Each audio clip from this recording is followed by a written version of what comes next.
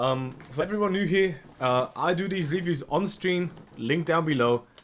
Gonna upload it to YouTube. First time I'm doing that, so in case it's not professional, please don't mind it all too much.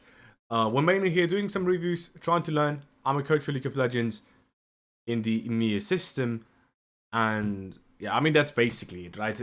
I'm just here to review, and I kind of want to upload it to YouTube.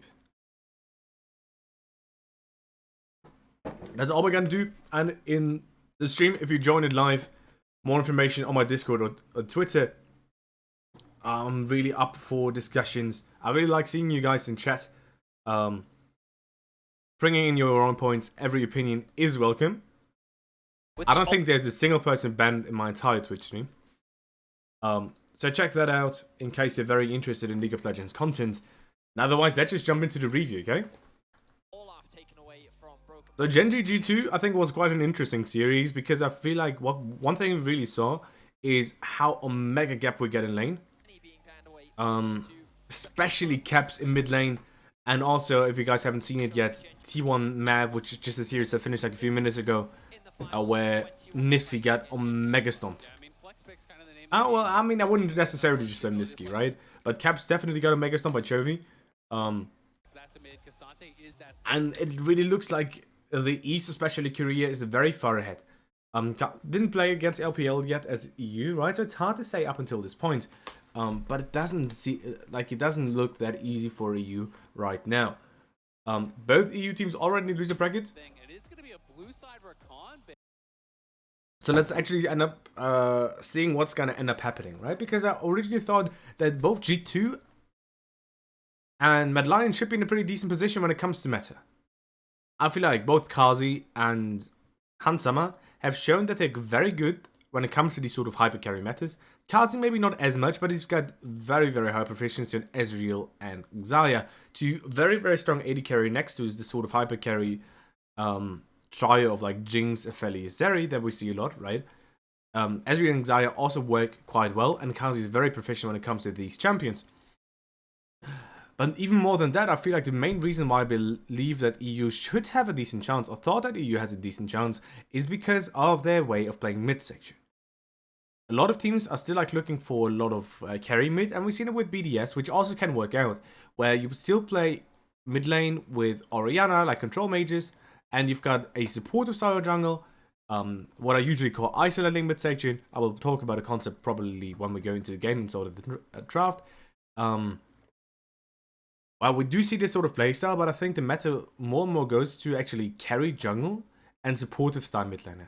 And I feel like G2 and Mad Lions, both of these teams, were very good at the youth with this sort of playstyle, and I feel like that is where the meta is going. As we've also seen with GENG partially playing it, we're gonna get there in a second. So we've seen G2 already pick Nautilus, right? And now it's banned out. There's of course a lot more other picks, but GENG of course realizing we don't really have a lot of practice against that. Worked very well for G2, works in their playstyle, works in the meta. Banning that out makes a lot of sense, right? Anti-ban is something we see a lot. Olaf ban is a BrokenBlade target, so I think for top lane, Olaf and Darius are very strong picks, but they are pretty much in the EU special. And because they're in the EU special, banning that out because you don't have practice against it makes a lot of sense. Cassandra as a sort of target ban and a good champion, but of course it's a flex between Doran and Chovy, which is not necessarily optimal. Raka ban. And that we're seeing quite a lot, of course, looking to reduce the chance of Xayah Rakan, which is a very good way to get these skirmishy teamfights, although I think it's a bit overrated. And the Cannon ban, which is just a very strong champion overall currently. So what is still open? What is still open is, of course, the hyper carries, right? Okay, well, there's Xayah, right, for sure. But we've seen it drop quite low in priority because, especially on blue side, if you outrange her with an AD carry, like Jinx here, or like also Zeri and Apheli is that we've seen, and then also counterpick simple because you're on red side, right? You've got the counterpick option. You can counterpick whatever you want, basically. Then Xayah usually doesn't have that much fun. So usually we don't see that much anymore of the Xayah B1, which we've seen a lot previously. I think Gragas is a very OP pick. That is very underrated right now, that we've seen a lot in the EMEA system. We've seen Mad Lions play a lot, but I feel like it dropped a lot, which is a bit weird for me. What other OP picks are there? I think Jinx, in my opinion, is very, very OP. But it turns out Genji actually prioritized the Aphelios. I'm not a big fan of Aphelios B1 for 2 reasons, right? I feel like Aphelios has 2 major strengths. And one is his laning, where there's a lot of setup, not bad laning overall. But laning is very much dependent on your support matchup, and you can't decide your support matchup on blue side. And secondly, that Aphelios is very, very happy if people engage onto him. I don't think Aphelios needs people engaging onto him, because with good gun management of having like 10 to 20 ammo on red, and then going into green-white can be really good, right? The red, like starting on red can be really good, because this means you can build up a shield, which is nice, but mainly to stack your chakrams, so basically having red-white, right? Or you use your red ability, stack the chakrams, 4 white, and then drop red into green, and then you've got green weapon with the sniper ability, as you guys know, and then a lot of chakrams means you can snipe out a few people. And in the case in the stream, there might be a bit more high elo players, because I will try to put it on YouTube. I might explain it a little bit more, okay? I will try to explain it a little bit more than I might otherwise, because I'm still not that sure how much I should explain if I try to upload it to YouTube. I have no idea who will watch his videos. Maybe no one. Anyway, right? So what would I do against Aphelios? So Aphelios has this sort of weakness. So I'd usually prefer locking strong AD carry. Hansama has Draven open, so we're gonna end up seeing the Draven. We already know that. I watch these games. But for me, if in case you don't have a Draven player, Jinx is a very good option, right? So you've got push, can counter pick support, have a winning lane state, and try to outrange, while also securing yourself a very OP champion. Jinx, I think, is a very good idea. If you've got a Draven player, you can do Draven, and then you can try to secure whatever you want. One combo that we've seen quite a lot is the Viari. That can work out quite well, right? So I'm a big fan, for example, of Jinx. In general, right? I think the champion is probably one of the best champions in the game. And then either like try to match it with Kragas, because that is a way to flex. It's a lot of zone control, very good against Aphelios. Aphelios players hate playing against a good Kragas. You can ask any high elo AD carry. You don't even have to be high elo to know that. Walking into barrels, not that much fun. You don't have that much mobility. Kragas yeeting his R onto you, not that much fun either. So Jinx Kragas, I think, is one of the better rotations you can do. Otherwise, you can look to lock any sort of early jungle match pick. We've seen a lot of Viego. Viego Jinx can work out well. Or, of course, if you respect the Vi Ahri possibly coming in here, with both of these champions coming in, both of the champions still being open, you could also try to lock either one of those if you don't want to leave the combo open. Is Vi Ahri that OP? Not necessarily, but it's very, very easy to play. And it secures yourself a decent midsection in basically every matchup. Is it counterable? Yes. Do people actually counter it? Well, no. Right? So I think securing like these sort of ways is an option. We know it's G2. We know that we'll end up picking Draven here. We're going to talk about if Gale Force is a correct choice for Draven. Not necessarily that sure. But it's Hansama and Draven is OP, and Aphelios is a good matchup for Draven. Right? So unless Aphelios has screen wide later, Draven is really, really fine. And in super late game scenarios, you will just itemize his rapid fire cannon later. So Draven is a very good champion, and people look at it as a champion that doesn't scale well. Well, these people don't know. If Draven doesn't get outrange, he scales fantastically well, unless people have a lot of tanks. And then you can just try to lock jungle. Wukong, Viego, I think is fine. Personally, I like Kragas the most. Picking either Vi or Ahri away is an option, and it seems like G2 prioritized the Nidalee, which I'm a little bit mixed feelings on, okay? The thing with Nidalee is that when you lock Nidalee Draven, you're definitely going to look to snowball, and I think it can work out. But I'm not nearly as big of a fan of Nidalee with Draven as I am with Nidalee Jinx, right? So when it comes to Nidalee Jinx, I kind of like it because you play over high range, right? So Nidalee lobbing spears, Jinx kiting back, and then Nidalee just eating Jinx, which is a 60% attack speed actually, right? So Ludo W, like an attack speed, like a very good attack speed steroid, gives 35% attack speed. Nidalee gives 60. So Jinx with the high range, lethal tempo, can actually utilize that very well. So I don't think Nidalee even scales that bad in these sort of fights. And you've got a hyper carry again with a shit ton of damage. With Draven, I'm a little bit mixed feelings, because now you're already in a position where you kind of have to scale a decent amount, and you're already quite weak against both Engage, although you're not that weak against Engage just yet, right? But you're quite weak against tanks. So what I would do is pick a bit of Engage and just slam tanks, right? So what I probably just lock is Vi Ahri, Because what are you going to do? Go Lissandra and Nidalee, right? I think that's what GENG does. I don't fully remember. But I think Viari is a very good option here. And then possibly look to get tanks later. Right, tanks, engage support. I think you're in a very, very good position. I think actually that's what I do, right? I don't fully remember. They go Viari, right? Yeah, I remember. Caps gets solo kills on Lissandra level 2. Well, that is not allowed to happen. That is just not allowed to happen. Okay, I remember. But that's what I would do, right? So that is why I'm saying, like, I'd honestly prefer possibly picking either Vi or Ahri away. I think picking Ahri away is very bait. I think picking Vi away can be quite good.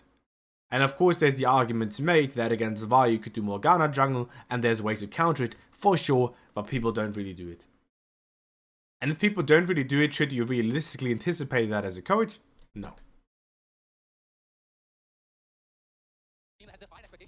Right, so Vi very strong. And the ways to counter it? Well, Lissandra, not that sure. Right, better ways to counter it is just Tristana. Right, so you've got AP jungle, you want to prioritize mid lane, you can just go Tristana. And then you actually have double hyper carry, and then you just lock double protect. I think that's also a good idea, right? Because they're really locked into engage, they don't have a lot of range. Picking another hyper carry here and then picking 2 protect champions, also a very good idea. And Tristana, similar argument with Jinx. You've got a hyper carry sort of standing in the backline with decent range, get lethal tempo stacking up, ER, and let her shred. Right? I think that is a very good idea.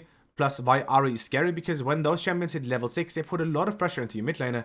And the advantage you have on Tristana is that you can basically just W all of their abilities. And that way you're very, very safe. You get push, you're very, very safe, unless you're Katie against... I don't know who you played Tristana against. I don't remember Katie, I think, losing the Tristana Ahri matchup. But I think it's very favorable for Tristana. And I very heavily prefer that over Lissandra. Because right there, with Nidalee and Lissandra, if you don't lock damage in top lane, you're gonna be very low damage. And you couldn't look for something like Darius, which I think what G2 did this game, but I don't think it's nearly as good. I think all of Darius very strong champions, very sort of EU-esque champions, but yeah. I think Freshman is like sort of okay, helps with bot lane, and make sure your Draven is fine. I think that is a pretty decent combo. I really enjoy G2 delaying their pick to their support pick to R5, because as far as I remember, they end up picking the Darius now on 4, which I don't think is bad, per se. I think Darius can be very, very good in case you engage onto you, but I'd really hard prefer Darius, actually, in case you have the Tristana. Right? I prefer that, definitely. Although, of course, the game is very, very fake after Caps loses early game this round. He expects Kraggers, which is sort of okay, but that is very, very high AP damage. Right? So I don't know how loud the cast is actually.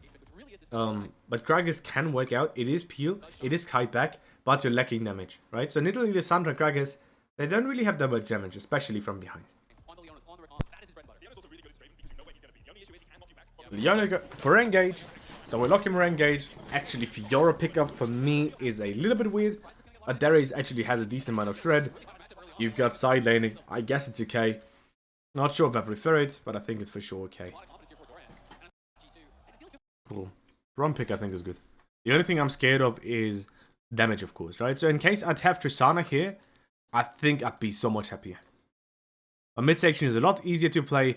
I get a lot, like, pushed a lot easier with Nidalee. And of course, Lissandra, if you go Ahri, should get pushed against Ahri. Simply because you should be able to just hard EQ into the enemy wave and just be able to rotate. Although, of course, you have to respect Leona roams. But while Brom roams are not as good, your bot lane has push. If your bot lane has push, it's easier for them to unlock their bot lane into mid to fix your wave states. Plus, you're Tristana, so do you really care? Right, how are you going to die Tristana? This champion is so safe, just scaling up, and we see GENG, as far as I remember, play in game 4 as well. No, it wasn't game 4, it was game 2 and game 3. I'm not sure I remember correctly. Wait, what? No, it was PSG that actually ended up playing Tristana, then it was banned in game 5. Was it loud? Wait, let me check, guys. I'm sorry, my memory really is not that good. And then we're gonna look to we're gonna jump into the game. It was loud. PSG basically went... No, wait. Was it 5-game series? Am I stupid? No, the 2-0 is fake. No, the 2-0 is fake. Because that was a 5-game series, wasn't it? Was it a 2-0? Ah, well, we're just gonna skip it. Anyway, let's jump into the game. So damage-wise, I feel like G2 is gonna be very far behind in case they, very far behind in damage in case they fall behind. So you really have to make sure the early game goes well. And the way the early game goes is pretty simple, okay? So in draft, you already heard me talk a little bit about it. I believe there's two major ways to play midsection, okay? I usually talk about isolating midsections, or like the isolating midsection archetype to sound very fancy, and enabling, okay? Isolating is the sort of thing BDS used to play, right? I'm just gonna open what I did for like the trials for Schalke, is this one, okay? Right? Isolating is basically what BDS used to play. Let me change the color real quick. And that is that you have control of midsection in case the matchup is isolated, right? So Orianna against Ahri gets pushed in case nothing happens. Orianna against Sylas gets pushed in case nothing happens. And nothing happening, of course, referring to enemy jungle, enemy top, whoever on the enemy team, helping out by pressuring Orianna, right? In these sort of games, you also usually don't need your mid for the map play, and the way you mainly play is by just disabling enemy midsection, right? As long as enemy mid lane can't play, you're going to be in a winning situation, and that is also usually when you outscale, right? So basically, you're just chilling. Nothing happened. If nothing happens, you win the game. Well, that just means we make sure that enemy mid can't come. If enemy mid can't come, then we've got 2v2 or 3v3 in bot sides, for example. Our mid gets pushed automatically.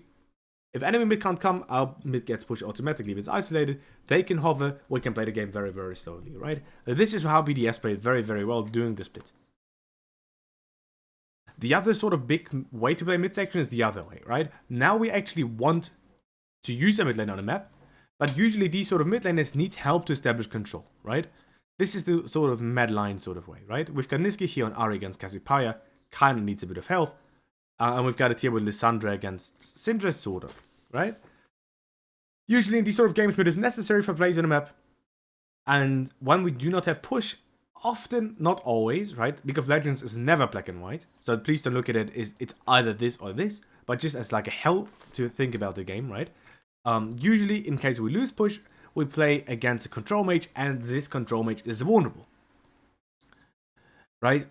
So how do we get pushed? Well, we get pushed in mid by threatening the enemy mid laner, right? So it's basically us running onto mid, saying either you give up push or we kill you, right? So we're gonna try to kill him.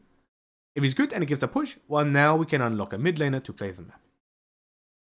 So what does this mean? Well, isolating, basically, we want to make sure that nothing happens in mid, so scouting enemy jungle. That is where Shield was really, really good at, and just running that into enemy jungle and just making sure enemy jungle doesn't do anything on the map. Also, what Kenyon is really good at, if you watch him play solo queue, check out the VOD on Twitch in case you want me to watch Kenyon play solo queue.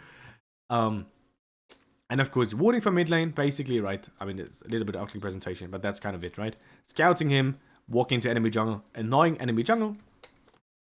And enabling is the other way, right? Where it's not necessarily about placing vision, it is more about denying vision, right? You want to make sure enemy mid lane is threatened. If enemy mid lane is threatened, now they have to play safe. If they have to play safe, now you can take your mid laner with you and rotate. And that is very much based on jungle timers and support timers, and very much based on specific breakpoints in levels, right?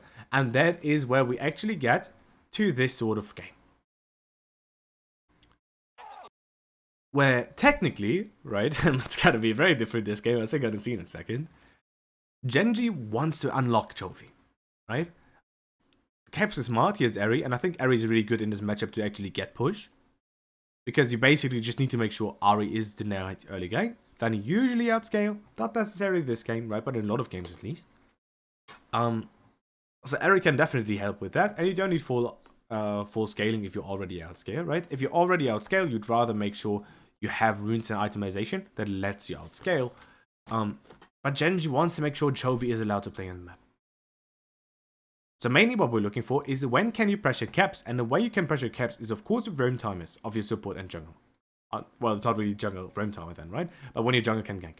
Of course it's partly that. Of course it might be when caps doesn't have flash, although Lissandra is a very safe champion with her E and her ultimate, and of course double E as well, right? But it's very much about ultimate breakpoints.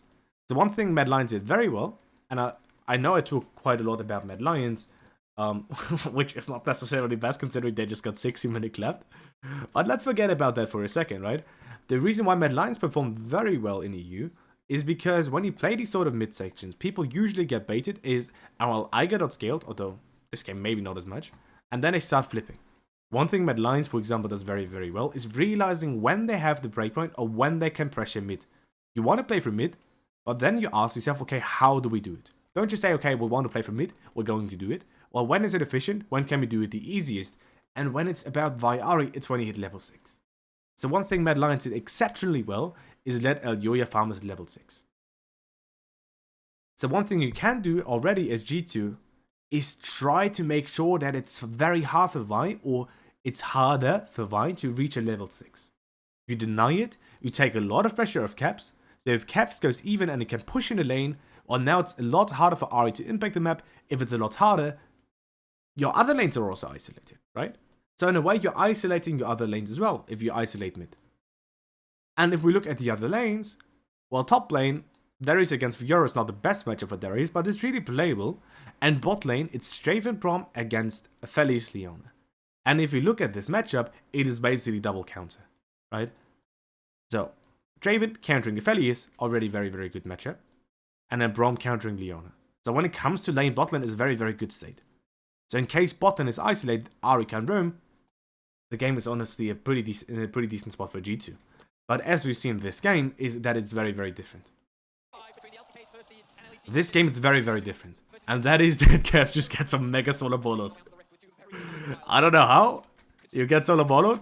Maybe T-Lex is here, our resident Ari OTP. But he's getting a mega solar ballot. Wait, Eric, you're also here, right?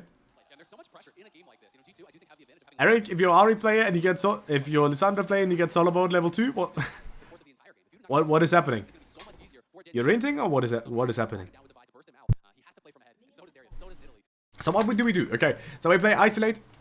We want to make sure that number one, we get vision on Vi. So invading level 1, in case you're strong level 1, is a good idea, right? Placing vision around the mid lane is a very good idea. And as we just talked about, denying enemy level 6 also very, very good. Plus, if you play in Italy, you will want to play high economy, you want to farm. So in case you can invade, right, you can do both, right? You can farm, isolate because you scout where Vi is, and if you scout that Vi needs to be in top side, and you're on bot side yourself, if Cap just hovers bot, he's gonna be in a very safe position, right? So you already do that while farming, so invading is a very good idea. So then the question is, can we invade?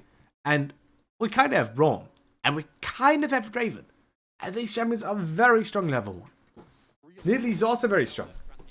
Right, so we can definitely look for an invade or lane invade bot side.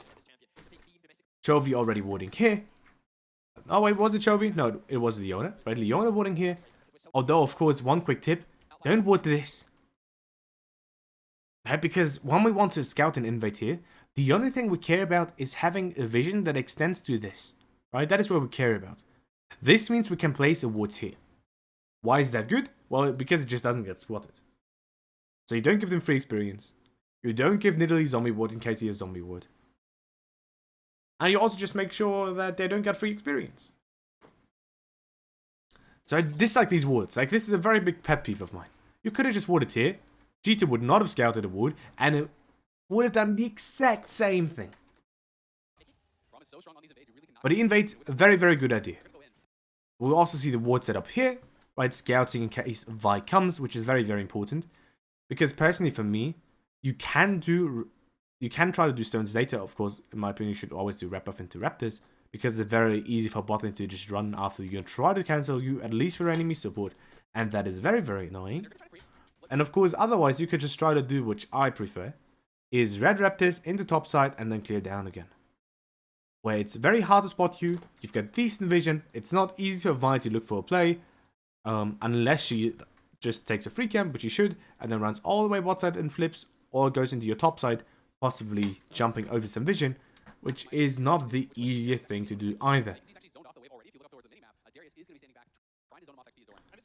So the red buff invade, very, very good. Unlucky that Hansama drops his X, right, so that feels a bit bad, because otherwise you could already pressure a lot more, if you have double X, plus your Q up. Oh, well, probably you don't have Q up anyway, right? But let's say you've got double X, you could already try to pressure, so that feels a little bit bad, but not that big of a problem. And because Lissandra should usually have push, you should also be possible, like in a position to threaten bot side dive as well. Yike does red into Raptors. Unlucky that the auto attack doesn't go through, because otherwise he might be able to get auto W auto in through. Unlucky. BB is really greedy when it comes to playing weak side, but I respect it. I respect it. I respect it. Right. G2 still decides to go for the bottle knife without caps, without even level 3, which I think is a bit scary. But Vine might be botted afterwards, so in case you want to dive, now is the best time. And looking at this dive originally, I didn't think it would be this easy, but G2 is one of the best teams when it comes to playing out these dives. Leona gets a kill, which is a solo kill, by the way, right? So in case you guys know, although I guess it's first blood as well, right?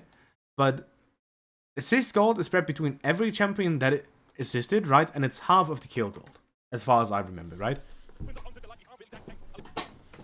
So a solo kill is less gold in general, right? So that's why you should share gold, share kills if possible, and he loses a wave. Plus the wave bounces, which makes it easier for Draven and Braum to play, because you want the wave to come into you so you can run down people. Draven Braum very happy at running down people. And not just in solo queue, right? Of course, he is actually meant in a good way. Not running down the solo queue games as a lot of Draven players do. Big problem though, as we just talked about the overall game strategy of, well, they want to enable midsection, is if Caps gets solo killed. Well, it turns out, if Caps doesn't have flash, it's easier to threaten him, as we just talked about, right? The importance is how to threaten Caps, because this is what unlocks Chovy. And if he's behind, he also doesn't easily win the mid matchup either. Of course, it's not an easy matchup in my opinion. But that is also part of the problem. And now we're a bit in a rough state. I like Mikyx walking in, right? We want to isolate, scout the vision. Very good by Mikyx. But Caps already being behind is a big problem. Because the thing is, right, not just that his flash is down right now, but even more important, it is down when Peanut and Chovy are level 6. And at this point, now it's actually becoming unplayable. Now he needs to actually respect quite a lot. I'm saying actually a lot. Now he needs to respect a lot. And now he's screwed. I don't want to swear, actually. I'm trying to reduce my swearing a bit. Caps made the game really hard now by Eric. Yeah. Caps made the game really, really hard now. You're not allowed to die if you get a counterpick here. You counterpick mid. And you're dying like 1v1 in a matchup like this is a disaster for the entire game state. As we'll see in a second, right? G2 goes for the dive. Good attempt.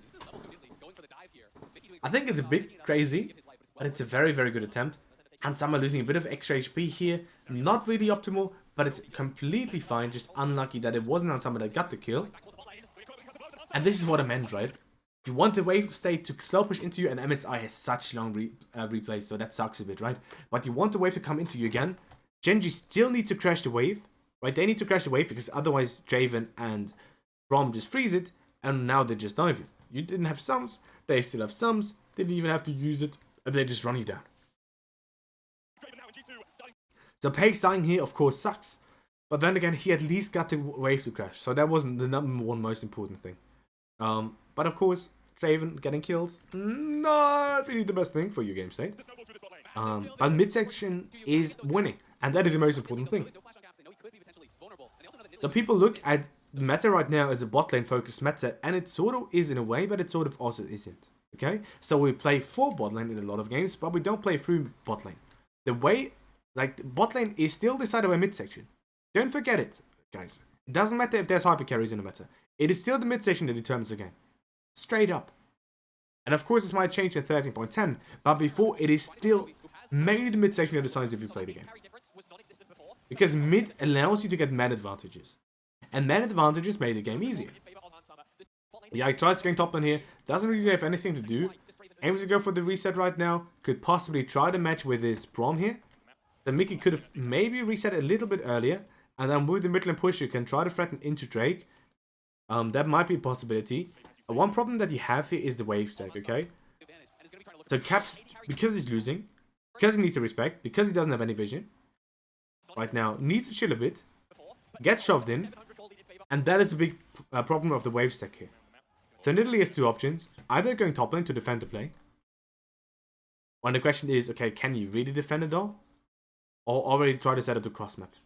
I think both are options. You already have the ideas for next patch. I don't have big opinions right now. I want to see what the patch is specifically because before I'm gonna invest time to like really think about it. Right. But Yike is topside here, but he's too late. Right, so Yike actually ended up top, but he's too late. He wasn't there when the wave crashed. CRAPS wasn't able to match, and now you're not even in a position to cross map. You end up getting a lot of experience, so that is fine. But you might have been able to actually stop the invade in case you don't the dive, in case you don't go for the reset like this, and just go for it right now. Because you're trying to stop the play by trying to go for a gank here, but this gank is a bit unrealistic to get. But I think the better play is probably to just reset already, understand that if there's a dive happening, it is on this wave here, and then just reset early to make sure you match enemy jungle and mid on this wave, and then maybe you can defend. If you're late, I understand the idea of still being top, because it is a lot of experience. It's like still 2 waves on a turret, right? It's a lot of experience in gold. Although, of course, a jungle's the experience getting nerfed, so it's a lot worse than it would have been previously, like a few patches ago. But one thing that just feels bad is that you're also not in a position to cross map. Well, now the question is, okay, well, do they need to cross map? Does G2 need to accelerate to be in a winning state? And I'm afraid that I think you need to be in a winning state. If you're behind, I feel like you lose a lot of gold. You have very little damage, and then I think you're really gonna struggle. That is also why I have a bit of a problem with Hans Sommer going Gale for this game. While I understand like why he wants it, you're just lacking the damage. You're just lacking the damage. And that is the scary part, right? And that is why I actually prefer Jinx with Nidalee. Because Jinx Nidalee, you don't really have a damage problem. Jinx deals a huge amount of damage as long as she's protected. And Draven also does in some ways. But I think Draven in a way can be a bit more vulnerable. Because you have less movement speed, because you don't have the resets. And Jinx is one of the best DPS champions in the game, right? Stacking up your attack speed with lethal tempo and your minigun, and then just throwing rockets from a high amount of range, you're pretty safe. Right, so that's the second problem of Draven. Like, he actually needs to be in decent, like, he doesn't have that much range. But he needs to be way further up. Yo, Anna, welcome to the stream. Right, so this is the problem. Maybe I actually gotta put in the stream chat in case I want to put it on YouTube. Anyway, just join the stream, man. In case you're watching this on YouTube, just join the stream. It's so much more fun. Now we tried it dive bot side again. Not that easy though. Because again, Chovy's unlocked. Look. This is what I mean, right? Midsection decides how you play. So even if you're gonna tell me, well, G2 wants to play through bot. Well, yes and no. They want to play through bot in case Ahri is disabled. In case Ahri is not enabled, you can play through bot, right? We isolate. We don't need Lissandra to move. We need to make sure Ahri doesn't, and Ahri has push. And because Ahri has push, you can't play through bot. Right? This is what I mean when I say midsection still determines the game. Because the thing Ahri does right now is she can go base, but she's just gonna hop into bot side. She's just gonna push out a wave, hop into bot side, and just reset the fuck if she really wants to. And now G2 can't go for the play. In case G2 goes for the play, well, now Ahri's coming. Now Ahri can clean up. You don't have vision on Vi, right? So this might be possible 3 versus 4. Are you yeah, 3 versus 4, right? Are you going to threaten the dive then? Well, if Feli says double sums. And the answer is no, you cannot. And that is the problem, right? The mid-state that CRAPS is losing lane is solo losing the entire game. There's nothing you can do. There's nothing you can do. It's Yike you need to play aggressively. There's nothing you can do. And Peter can just farm his level 6. And now CRAPS just does not have a lot of fun. CRAPS just doesn't have a lot of fun. And that is a bit of a problem. And it is a big problem. Because one thing you have to remember is it is Peanut. This guy loses to me in solo queue. We don't look at the games, actually. Don't look at these games. You don't see shit. Okay, look. Peanut loses to me in solo queue. So losing to this noob kind of sucks, honestly. I had to put it in there, guys. I had to put it. I had to do the flex one more time. GENG gets Herald. Why is Herald good? Well, Herald we can try to build strong side lanes. longer side lanes by taking the turret. Why can that be good? Well, side laning against Viari, not a lot of fun, right? Possible catches coming through there. Plus, if you push outside, you can move in again, try to get man advantage. If G2 doesn't find fights, they can, or they have losing side lane. Well, now you can get your you have man advantage on mid earlier. And if you get man advantage on mid, you usually get push. And if you get push, you get onto objectives first. So a lot of times people don't like taking taking side lane turrets as herald, but if you get hard winning side lanes, which you do with Fiora winning side, the second she gets Sundra, she's gonna shit a bit on Darius. As far as I know, that's how the matchup goes, right? I'm not sure actually. Maybe she needs 2 items. Actually, I'm not that sure, but I guess she can riposte ult. That should be Fiora favorite, whatever, right? Don't quote me on that. But having these strong side lanes when you're winning side lanes, or like you even have double winning side lane with a lot of catch, is very scary. Because you can just open side, push it out, someone needs to answer, because you can't leave your side lane always unattended, right? It's so much gold and experience you're losing, plus side lane turrets can also get pressured. And then if someone answers, well, Genji can just move into mid again, get man advantage, and if you do that like 1 or 2 waves before objective spawns, well, now you get onto objective first. Right, so we talked a lot about composition before, but let's actually look at teamfight. Because the way both of these compositions work is that they kind of prefer being on objective first. So Genji doesn't really mind engaging, right? So they've got a decent amount of engage. But they also enjoy flanking quite a lot. They also enjoy catching. And the Peyz is a big fan of front-to-back teamfights. So for Genji, in case you want to catch, in case you want to set up flanks, in case you've got an AD carry like Peyz, being on objective first is very, very beneficial for you. Just for your strengths, right? And for G2, well, they also kind of like to be on objective first. Draven doesn't enjoy running in too much. Braum is not the best at running in. Lissandra really enjoys controlling tight chokes because she has a lot of AoE, a lot of AoE CC, her passive, you guys know the deal. And then Darius also enjoys being on objective first, right? So all of the champions don't like running in. Also, you've got a bit of a problem running in because you don't have that much front line. So both of these teams want to be on objective first. G2 really struggles being on... I can't talk already. We're 40 minutes in. Anyway, right? But G2 really struggles in case you're not on objective first. So if you have winning side lanes, you get side and turret, you can push that stuff out, rotate onto objective, onto mid first. You have man advantage on the mid because someone needs to answer side. Well, this means you get onto objective first. So losing Herald is kind of a problem. Because you can try to use the Herald for these sort of things. Or you can just Herald mid. Because the other problem that you have is Genji also is very good at catch. So in case you don't have mid T1, well, they can just run you the heck down. It's also hard to get an advantage on mid, or get control of mid, rather, when they can just kill you. And if you don't have a turret, killing you is a lot easier. Killing you is a lot easier. So G2 really trying to look for these plays, but they're not finding them. Right? G2 is ahead of Drake. G2 is ahead 400 gold, but they're not in a good map state. They're not, by the way. They're not in that bad of a lane map state. Not yet, at least. Right? But they're also not in that good of a lane state. G2 needs to go base right now. You can push out top. You can try to pressure the top end turret, possibly. Genji a bit deep. And then beautiful spear by Yike. I feel like Yike had such a good performance in the Genji series. Probably the best performance, like next to Chovy, maybe.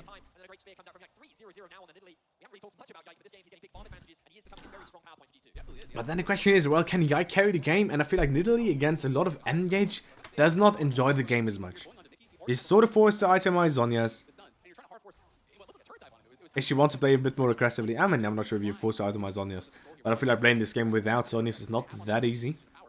But if you go Zhonya's, you might also lack in damage. And here we see the Herald coming in a bot, right? And this is sort of what I mean. Well, it's like a little bit of gold into your Fiora, which is like kind of whatever. Not necessarily the biggest fan of this play. But getting silent turrets chunked is not that bad. It's not that bad. Because if G2 creeps now, which they want to do sort of, they get an advantage because they're not really that far ahead. But then you can try to push side lanes out more. And because you've got winning side lanes, Genji can try to use that to actually get control of mid sections due to having man advantage on the mid, because you push outside again, shift onto mid, right? I think I already explained that well enough. In case there's any questions though, in either live here on Twitch, just let me know in the Twitch chat, or on YouTube, or on Discord. I don't mind explaining concept multiple times, really don't mind that. But in case there's viewers here that are actually like more knowledgeable about League, of course also don't want to repeat it multiple times. 6 turret blades for GENG. Getting push on mid right now, pressuring side, and now the turret is gone, right? And this is sort of what I mean. Very, very good by Doran. Doran to make sure he denies even more CS. On the next objective, possibly the Herald, and again, GENG kind of likes getting the Herald here.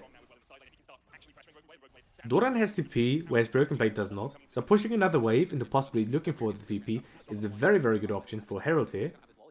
And that is another way to get man advantage, of course, is by pressuring side, because if you get a winning side, there he still needs to answer. Well, now you can actually look for the teleport. The way the fight goes is also not necessarily the best, okay? So G2's composition wants to front to back as fight, right? Front to back is of course like sort of kiting back for the guys, for the people that know, okay? For the people that don't know. Front to back comps usually want to stick together, and you usually want to have a way to kite out, okay? Front to back comps are really bad against flanks, right? Because then you don't really have a clear way to kite out, right? And they've got multiple options to threaten your carry in the backline. Makes sense, right? A problem here. Number 1, you're not together. Number 2, they will have man advantage with Fiora TPing in. Number 3, there's no clear way for Hansama to kite out. So where you kind of kite back. What I think G2 should do is either don't play Herald right now, although I understand why they don't want to give it. Mid lane turret already chunked. In case it's mid lane turret falls, it's going to be even harder to play the game.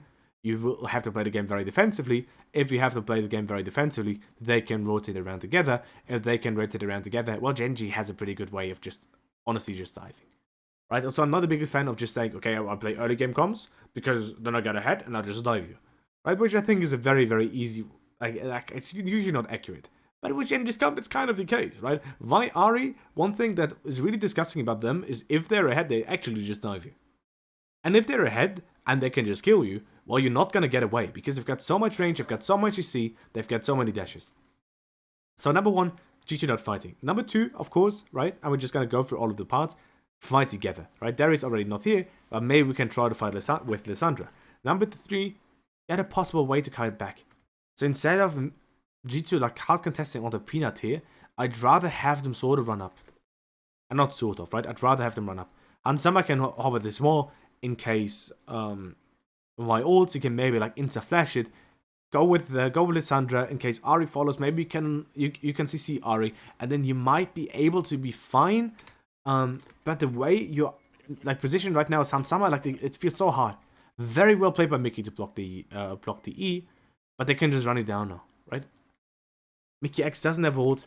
Yike can't really do anything, and the control here is gonna be a very, very big problem because one thing G2 probably didn't communicate is Doran TPing. Because the idea to go for Herald here when you do not have man advantage is a bit of a problem. And now Hansama gets run down. Yike tries to save him. Mikyx dies. CRAPS dies. And now the Herald is going to go to GENG. And now the game is very doomed. Right, so before it was not as clear that the game was very doomed. But because of the easy way to get man advantage on these fights, GENG was in a decent position. G2 now greeding a little bit for the fights, getting punished for it, makes the game very, very doomed. Silence are mega hard winning for GENG right now. There's a second Herald that he can use onto mid lane, possibly as a way to set up this dragon. And then if you do, this turret is down, well now you have to respect even more. Catch compositions against no T1 is of course a lot easier to play as well. And then G2 is in a very, very unlucky, like very, very hard position. It's not unlucky, but it's a very, very hard position. How do you counter getting played on side lane? Well, there's two major ways.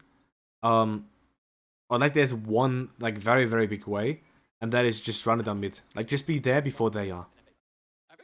If you're there before they, like if you can set up the map before they can set up the map, Maybe you can push outside, so they need to answer, and then you can get man advantage, and you can just play in between lanes, right? So that is a way where you can sort of make it a little bit harder for them. Same thing though if you want to play side lane against a front and back composition. And it's honestly very much about just being there first. Because you see, even though Genji is ahead, the second G2 is in a position, they can still win the fight. But the only big problem that you have is in case you're not in this position, you're not going to be in a good position, right? Dundam, welcome. Dundam, welcome to the stream. Same thing with Dundam. Thank you for the raid, man. I appreciate it a lot. Because you streamed right now, did you watch the T1 Madline series? Did you guys watch the T1 Madline series? Or did Dundam stream solo queue? Let's go back to review though, right? So G2 not in a good spot. Not in a good spot at all, right? Genji trying to run him down. You see the front and back fight is not going bad for G2 though, right? It's not necessarily going bad. But Herald coming in, gonna charge, taking the turret. Kinda sucks, okay? Kind of sucks. Not really the best. And now you can run him down. And that is the problem with Catch. And now the game is GG. And if we look back, well, what really happened for this to have happened? It was a mid-death. Level 3. CRAPS dying this game. We talked about it conceptually. CRAPS dying level 3. Completely doomed the map state. Completely doomed it. So this game is really a Chovy gap. The Church of Chovy is just there. Like, you just solo killed CRAPS level 3. And now the game is rough. What can you do now as G2? I'm honestly not sure. I feel like the main idea you can have right now as G2 is pray for a mistake by Genji. You still have Draven. You can still try to sort of come back. And I understand why he's Gale Force, but you just lack damage. And that is the problem here. Right, so I understand defensive itemization against comp that engages so hard onto you. That is so much threat onto you. I understand where someone is coming from. The big problem that you have though is you just don't have the damage to kill them. So a lot of people will tell you item, like if you're like a lower Edo player, right? And you might be in case you watch us on YouTube. Because most of my Twitch audience is like either high Elo players, or like in the competitive like scene, right? But if you're a low Elo player, most people I will tell you to itemize offensively, when that is completely wrong. If you're behind, you need to itemize offensively. Because if you're behind, you lack damage. And you need to kill the enemy to be able to play. Right? You need to get shutdowns. And the only way you get these is if you kill the enemy. If you itemize defensively, you still won't kill them. You're never gonna win. You're just gonna die a little bit later. And it's not about not losing, it is about winning the game. Or not losing, right? It's basically just losing later. So you need to itemize offensively, right? Same thing with Yike. I understand why it's going Zhonya's, right? We talked about it like earlier already. I understand itemizing defensively here. But you just lack damage, and that is the problem. That is the problem, you just lack damage. And if you can't kill them, they will just kill you over time. He tries to walk in, tries to find anything he can. Right, anything he can, and it's not a mistake by him. Well played by the BB to find a solo kill here, by the way. Very, very good. Unlucky that Hansamah doesn't get it. But this game is basically over here. Right, it's basically over. Nash going to Genji. And that is also part of the problem with Braum, right? With these sort of champions or enchanters in general. If you play Braum, you're more locked in your jungle matchup. Or like in your jungle champion. Because if you have Braum and you're behind, how do you catch people? You basically need them to face check onto you. And if you're behind, you usually are behind in vision as well. So how are they going to face check? They've got full vision control. You need to push out a wave, walk into river, and then they need to face check you. That is very unrealistic. So this is like one of the big problems with these sort of champions. Well, I'm not saying it's bad, right? The prop pick I think is really, really good. But if you're behind, it's very hard to come back either. Whereas a champion like Northern is split screen, like these sort of champions, it is a lot easier to come back into the game due to having the catch potential. Not that the prompt pick is bad, I think the prompt pick is really good. It also allows you to invade, which I think is very, very good this game. Also a very good dive setup. The prompt pick was really good. But now having it when you're this far behind is a problem. The answer is just don't in mid. But just wanted to note that real quick. For the rest of the game, of course, we went pretty deep. G2 tries to find a bit of a play here. Starts to look like decently well. Like, pretty good. But it's not enough, right? You just don't have the damage to kill them. Ari comes in with the resets, GG. Does anyone have any question about this game? Does anyone have any questions about this game? Otherwise, we're gonna call it for game 1, and then we're just gonna jump into game 2, shall we? So again, like most of that really coming from this mid lane left here. Losing Flash, dying here. Ahri ends up getting mid-section control. If Ahri ends up getting mid-section control, well, now you can't actively play through bot. Right? You try to play through bot, sort of, but you do it by isolating mid. That is the most important thing, so in my opinion, you still play through mid. Indirectly. Right? But now Ahri gets control of the lane, and then she can just pummel off into bot side. Right? And then the game is kind of okay. Then the kind of... I can't talk. Then the game is kind of doomed. Okay, doesn't it seem like there are any questions in chat? So we're just gonna jump into game 2.